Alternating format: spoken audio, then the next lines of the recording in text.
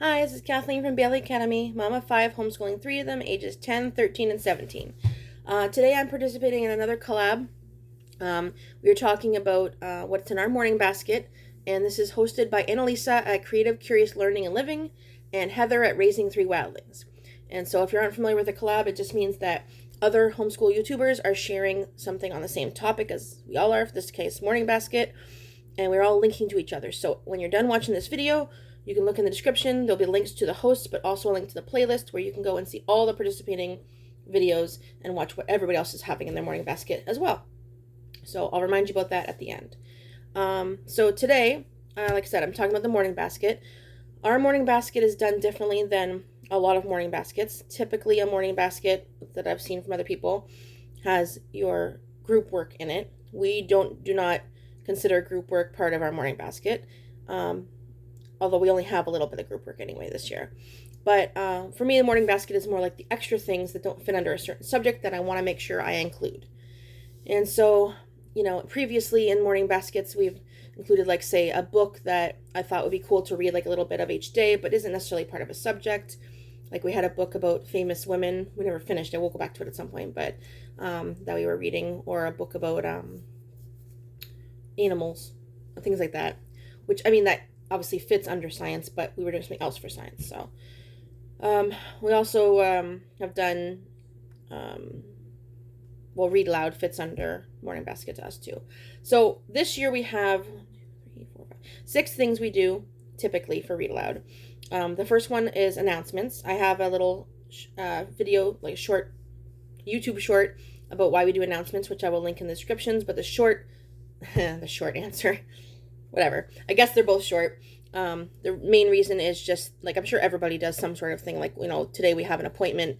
Today, it's so and so's job for this chore, that sort of thing. We just call it announcements. My kids are used to that, and we usually have a lot of them, so it's not just one thing or only some days. We have lots of doctor's appointments for all the family members that have health issues, which is all of us. And we also have, people who work or people who do other things outside the home. And so it is easier for us to just be on the same page, remind whoever's job it is for dishes that day, that sort of thing. We kind of cover all our bases with announcements. And so it might be something like, today, sometimes I say the date, sometimes I don't, because we tend to forget the date. Since we're not in school, we don't write things down all the time, the date. But I'll be like, today is so-and-so's day for dishes, and so-and-so's needs to clean the bathroom. This person has an appointment at 2. This person has an appointment at 8. So we're going to start, like 10 or something. So we're going to start school later, because we don't always make appointments for a certain time. So we have so many appointments that we just work school around it. That's why I like homeschooling. Well, one of the many reasons why I like homeschooling. I can do it whatever way we need to do. And sometimes I have a child who needs to go to a different city, a couple hours away. In that case, we just take school off for that day. And what else did I want to say? Announcements. Yeah. So I might be like, this child is working from this time to this time.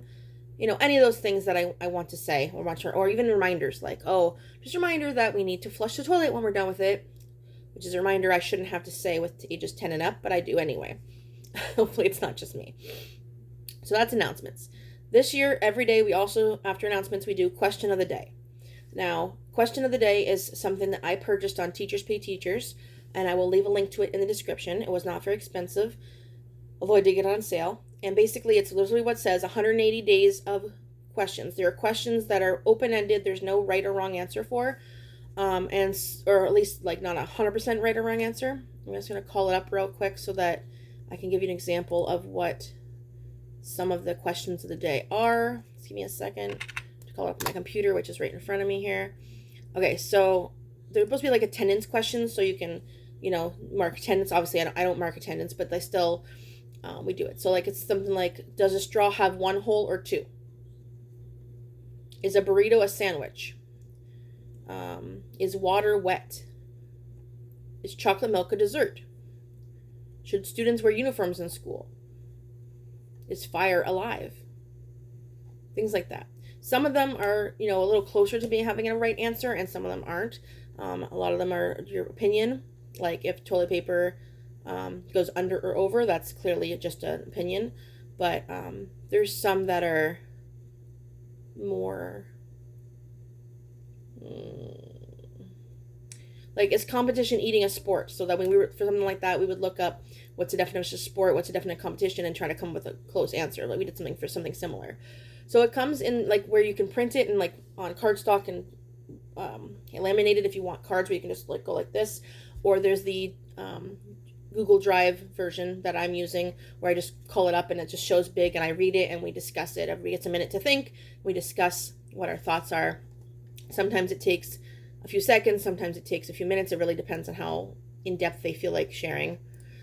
So that is the question of the day. Then the third thing we do depends on what day it is. So we did this last year, which adjusted it just a smidge. So on Monday we do Math Monday, and we have a whole bunch of math games and math activities that we can do. First of all, we have this math notebook that I made with freebies and things that I purchased from Teachers Pay Teachers or other websites, all with different math games that we can. They're either instructions like we use cards or dice or dominoes. That looks like a blank page. It is a blank page. Or like this one here shows you a game to play with cards. Or there's ones that we can do just like like out loud, like we don't need to have anything for. And there's ones in here where like it's the board game and you just play right on it. So I have any of these. I also have actual games in my games spot. We have like an old Are You Smarter Than a Fifth Grader game that we've used the math questions from, although I kind of can't really use it again because we did it all. We have that, what is that called? Add some Moody, which I will link in the comments. I got from Amazon. That's a good math game. And I don't know, I have other things. Yahtzee, for example, that works too. So sometimes we play a game. Sometimes we play a different kind of game from the book. And sometimes I find something new on the computer and I print it off and we try something new. Not yesterday. Last week we did a game, not a game, but like an activity with calculators that I found. You know, if you recall when you were in school, at least, you know, I did this in school. I'm sure everybody else did too, where you type in a question or like letters or numbers, and you flip the calculator upside down and it says a word like hello. That's the most common one. So I found an activity. If I can find the link, I will link it below too. And it basically is like a thing where you give them like say 4,323 plus 102.24 or whatever it is. They figure it out on their own. Then they figure it out with the calculator to check their answer, and then they flip it upside down and it's the answer to a riddle. So we did that last week. And even though Math Monday is tomorrow, I have no idea what we're doing yet. I usually figure it out in the morning. Tuesday is Poetry Tuesday tea time. We don't always have snacks or anything, but they make tea if they want or have whatever drink they want, and we read poetry, whatever I got from the library or I own. We're currently reading a book about dogs, a poetry book about dogs that I got from the library, which I didn't bring over, but I will link below as well, just in case you want to check it out. So that's pretty straightforward. Sometimes we write poetry, but mostly we read poetry. Wednesday, we had started last year at doing, what did we do? I can't even think right now. Wow. Whatever it was, it didn't work for us, and we switched, and, oh, that's right. We were doing What I Want Wednesday, which was passion projects, but they quickly got bored of, even though they were their own passion projects, and so we switched to When and Where Wednesday. And what that is I look at thefactsite.com. There's other ones too, but that's what I use. They have Today in History, so I look that up for the day, and we read interesting facts about things that happened on that day in history, births, deaths, and holidays, and everything else as well as history. And so we share that and learn about that on Wednesdays. On Thursday, we do Critical Thinking Thursday, and I have where is it? Somewhere over here. There it is. I made this up on Canva and had my mom she printed it because I don't have a color printer, and she laminated it for me, so that was very nice of her. And thank you, Kat, for that input. The reason I has tape over is because a couple of the things we ran out of, so I had to just put in other ones. But it tells you, it's really hard to see with the glare, Critical Thinking Company. I can't read upside down. Critical Thinking Company is a book we have by the Critical Thinking Company, which I will link below, that we use on 1 week. Then the next week we do these numbered brain teasers that I got on Teachers Pay Teachers, I think. Alphabet cards I got on Teachers Pay Teachers. Brain benders I found free online. 81 fun critical thinking activities I found. I don't remember, I have this for so long. And the critical thinking workbook is, I think, something else that I got new. So those are, and then what I do is, like, so this Thursday we're going to use, oh, I didn't change it. We used 81 fun activities last week, so I'm supposed to change it. So this Thursday we'll use the critical thinking workbook, and then I would move it up, and the next Thursday would use this, the next Thursday, next Thursday, next Thursday, next Thursday. So that's what I do with that. And on Friday, last year we did Philosophy Friday. This year we have 2 different things to switch out. So this is the philosophy book we use, Philosophy for Kids. And this is, I did get this for review, but I'm loving it. And my younger kids don't love it, but they tend to not love anything. They're very picky. My older one loves this, and I think it's there's nothing wrong with it for my younger kids. They just don't like to. My one is very concrete in what is real life, and she doesn't like the idea that there can be no right answer necessarily. And the other one doesn't really like anything except coding. But it is 40 fun questions that help you wonder about everything. And so there's a question by us. It says the name of the philosopher, and then it has a question like this one's, how can you tell when you know something? That's how you tell? Wants the door open to look out the window. Anyway, so then it has like things like, these exercises will help you consider the problem. Then some information about what the philosopher thinks. You can have a discussion about it, and for further thoughts, some other questions. And so we do that one Friday. And then the other Friday, we just started, we only know one, is the Fallacy Detective. So Fallacy Fridays as well, which is, you've probably seen all over. I finally got one. 38 lessons on how to recognize bad reasoning. So we just started this, so I can't give a opinion on it yet. We had a little trouble with the first one, but again, that was the first one. So I will give a better description on if we liked doing this or not once it's further in the year. So that depends on which day it is. That was the third thing we did. The fourth thing we do is a writing prompt. We're focusing on writing this year as a whole. We need to do more writing. And so I have, I found some writing, what is it called? Today in History writing prompts, again from Teachers Pay Teachers, which I will link below as well. And so it says the day, like September 13th or whatever, and then it says what happened on September 13th. It's another history thing, but then there's a writing prompt that goes along with it. Yeah. So, where is it? Whatever, I'm not going to pull it up. It'll take me forever. But yeah, that's basically, one was like write a story about going through a cave because a cave had been explored, a certain cave had been explored. Or one was, on